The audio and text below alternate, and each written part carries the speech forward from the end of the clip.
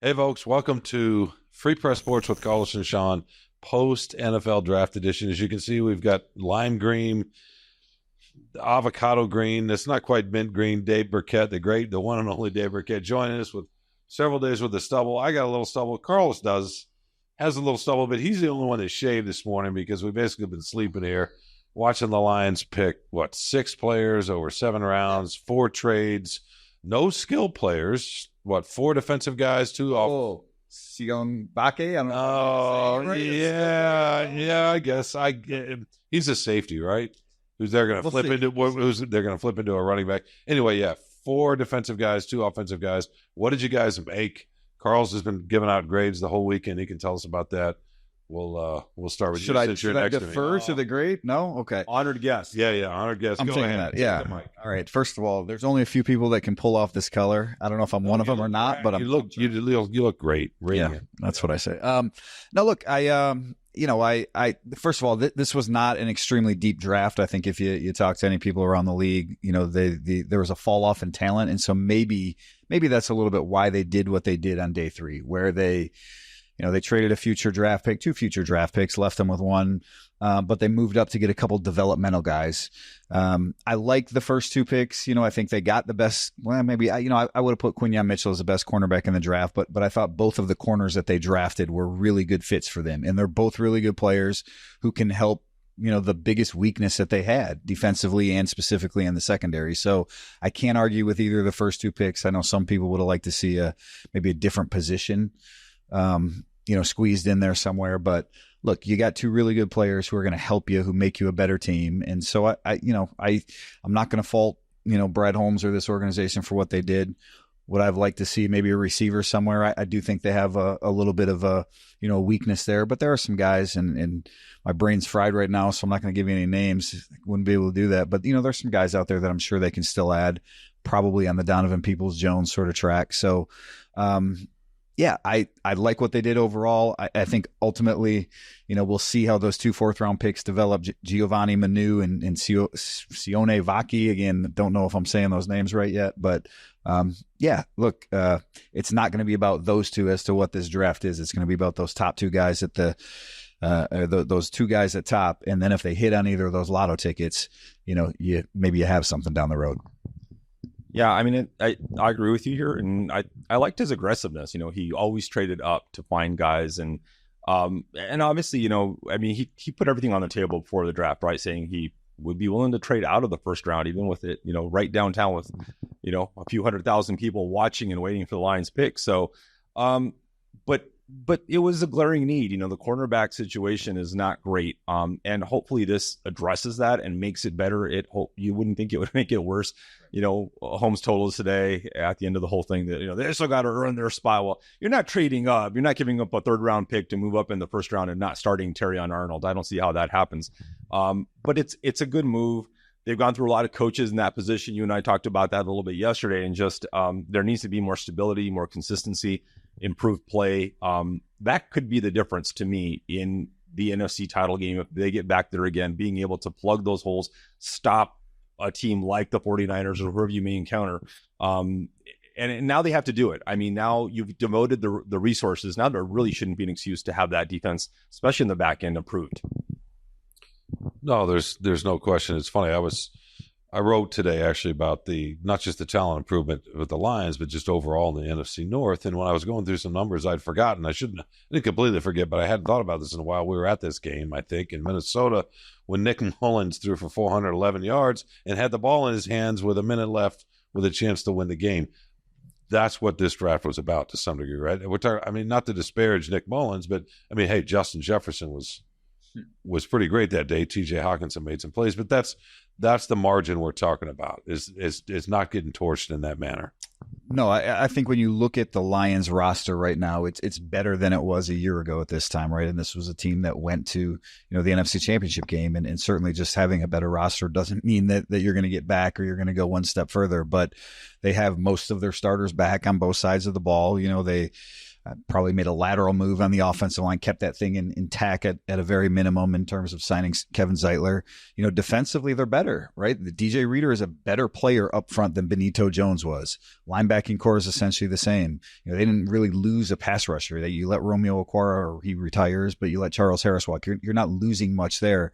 And then in the secondary, you just hit it. I mean, whether he starts right off the bat or not, Terry and Arnold is an upgrade, and Ennis Rakestraw is an upgrade. Both of those players combined, like that, you have a better secondary right now than you did last year. So I wrote this, I scratched these numbers off here, right? And just, they came in with 7 picks, and obviously they traded the 3rd rounder, which you had to do to go up to get Arnold. But essentially on 5 of the 6 picks they made, they moved up. They moved up. So, in a deep draft, when again, maybe you're not getting a lot of day one contributors beyond that top 50 or so picks. Today you went from 164 to 126 with your first pick, and you went from 201 to 132 with your second, and 205 to 189, 249 to 210. And Carlos, I think to your point, when you go up and get guys, like, it just feels better than when you fall back and let things come to you. And maybe there's some rewards down the road in the future draft picks you acquire, but it always feels better, especially when you're a contender like the Lions are,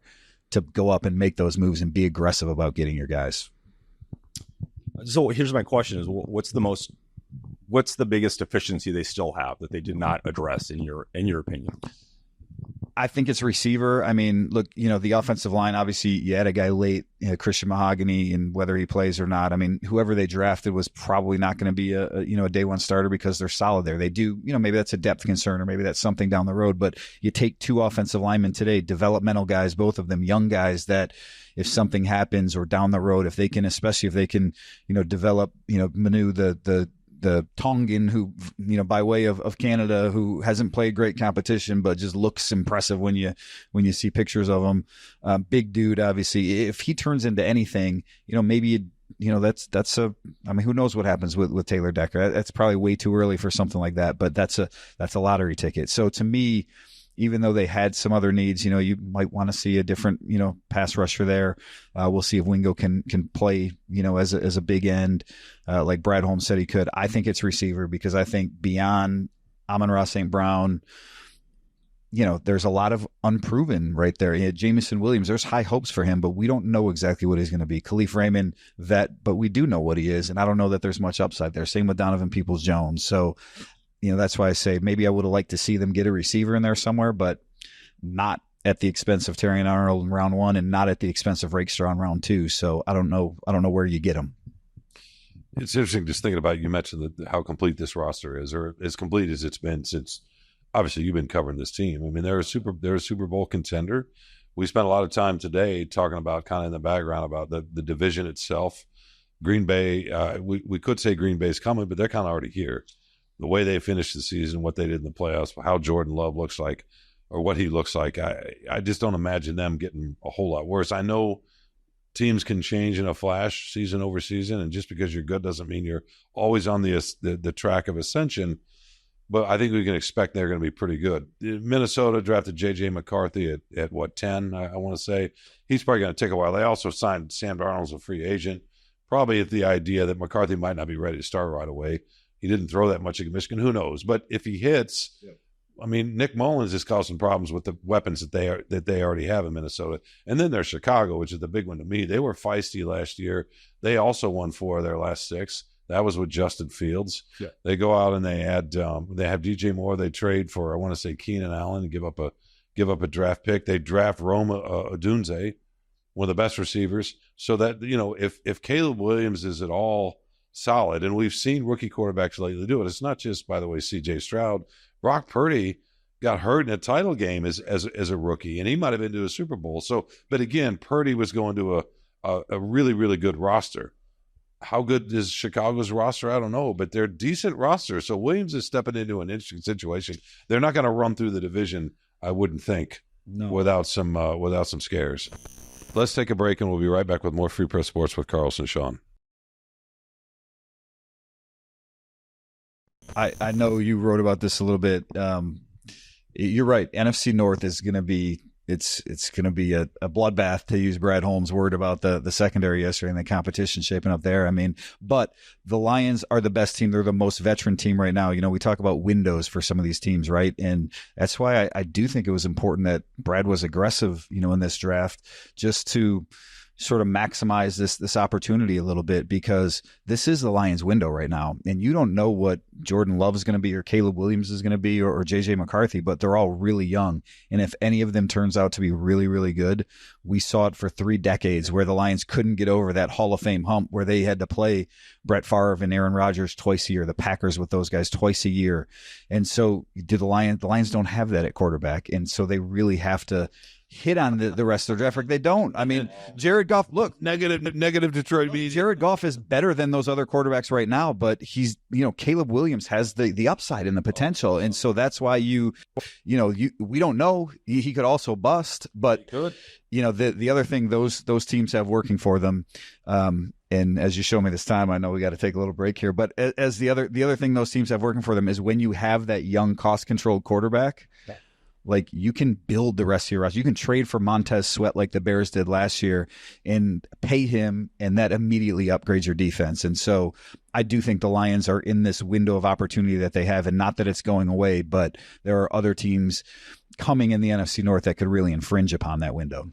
We don't have to take a break, but we are going to wrap up. But before we do, I want to get that's all right. I want to get Carlos's, just your overall thoughts on how this went down and kind of what you expect this fall. Look, I get it. The games comes down to the fourth quarter. You're going to catch a pass or not. You're going to hit the crossbar or not, whatever. But can you put yourself in the position to build on what they did a year ago based on what you just saw the last few days, and then maybe free agency? Yeah, I mean, I'm in the Ben Johnson camp. You guys know that I'm the president of the fan club. So as long as they have him, they have a chance. And the defense just has to get somewhat better. I don't think anyone's expecting this all-star top 5 defense, but they've been near the very bottom in passing yards, all 3 years that this regime's been here.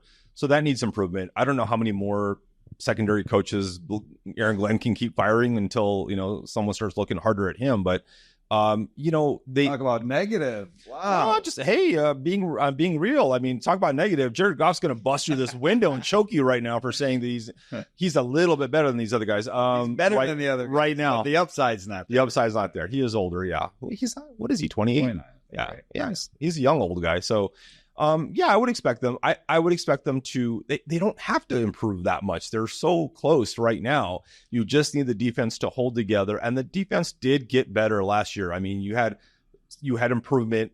They still need. No team's complete. You're not going to get a premium edge rusher to go opposite Aiden Hutchinson. You're not going to get the shutdown corner, even though Carlton Davis promises he's taking away half the field already. But I do expect them to be. Depends which game you watch on that one. Yeah, I'm still looking for him to give me a suggestion, but it just depends on giving yourself a chance to stay there. And with this high-powered offense, I think that you just need to stay close and being able to hold teams back a little bit, like the 49ers, not letting them run over you in the second half, because it was just horrible to watch. And if they can keep that from happening, there's no reason for them not to get the Super Bowl. I'm gonna say one thing before you wrap this up. Maybe I shouldn't admit this. I don't know, but Thursday night, I'm at the draft all day. I get home super late. I wake up early, take my son to school. I'm driving him to school, and we were talking about the draft a little bit. And I said, Jack, maybe this is a little bit of draft euphoria. I said, I think I might pick the Lions to win the Super Bowl next year. I mean, that's how good their roster is. We talked about it. So again, I'm not locking myself into that, but to what you guys were saying, it's a really, really good roster. It's really complete. They can do this in a draft where you take 2 cornerbacks and then you take a couple developmental guys because, hey, you don't, maybe that 5th round pick is not going to play or not going to make it. So let's go up and get someone we really want. And it's not just the roster. I mean, obviously you have to have the talent, right? And they have the coaching staff. We got the great Ben Johnson, as Carlos also pointed out every time. But they also have something that's a little harder to sort of put your finger on it. And we saw examples of it again today today, Friday, and even Thursday, as we talk to some of these players, the kind of guys that they bring in, right? The how much they love the game, all this. Look, it's all cliche, it's all whatever, but you feel it when you talk to them a little bit. You feel it when you're covering the team during the fall, when you're going into the locker rooms. It's just the way they connect. the human part with the actual skill part, the emotional, psychological part with the skill part and the physical part, it does matter. No, I mean, it really does. Talent's not just, and I think this draft was another example. Just listen to the guys. Just your last quick impressions of listening to these guys. You mentioned the big giant, by way of British Columbia, who spun a great yarn. Yeah, the thing that's going to stand out to me from this draft is Friday night afterwards, Brad is talking about sort of what he's looking for, and someone had asked him about, Rakestraw and his story of getting turned away at a, football camp that he went to, a prospect camp, and how that sort of fueled him. And he said, that's really important to this organization is sort of the, the adversity that you faced and how you've overcame it, how you've confronted it and survived it. And, it just in my head, it just made me think like maybe he's drafted really well in his first 3 years. Not the best draft every year, but really well overall. And there are not teams that string 1, 2, 3, 4 consecutive drafts together. When you do, that's when you have Super Bowl rosters. And I couldn't help but walking away last night thinking, like, that's the key right there, is like maybe when all these teams are looking for what separate, right? Everyone can identify talent and what separates them. Maybe that's what they've really found. What they've tapped into is just that, the motivation, finding a way to measure that motivation that someone has to be great, and the desire to keep going, to persevere in the face of some of those things. And I mean, we'll see how it plays out, but I really do think that's a key thing that the Lions have done. And that's why Amon-Ra St. Brown, the 4th round pick, has turned into one of the best receivers in the game, and maybe that's why Ennis Rakestraw or Terrion Arnold or any of these guys, why, a couple of years from now, why we may be looking back at them and saying, man, they did it again. They did. We won't know that. I mean, if they did, we won't know that for a while. We do know Ben Johnson's great. I think that's Carl's last thought here, but we're going to get out of here. This guy needs some sleep. You need to, you need some sleep. And there's going to be a lot more coming from the draft, right? You saved some gems for people. 2025 mock draft tomorrow. I don't know about gems. I do have a good story running Sunday on Darius Robinson. You guys can check that one out, and we'll write plenty more about the behind the scenes with Darius Robinson at the draft, and then lots more on the Lions here. All right, check out the great Dave Birkett. Thanks for joining us. Carlos has got another really good column coming tomorrow. Make sure you check that out, freed.com. You don't need to check my workout, but definitely check theirs out. All right, for Dave Birkett, for Carlos Monarez, I'm Shawn Windsor. Thanks for joining us on the Draft Day edition of Free Press Sports with Carlos and Shawn.